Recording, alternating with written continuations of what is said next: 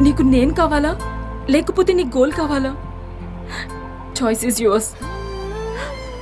Decide చేసుకో. Bye. నన్ను miss అయితే అది నీ కర్మ, నాది కాదు. ఒక గొప్ప రైటర్ మిస్ అయినందుకు నువ్వు జీవితాంతం బాధపడాలి. ఓకేనా? All the best.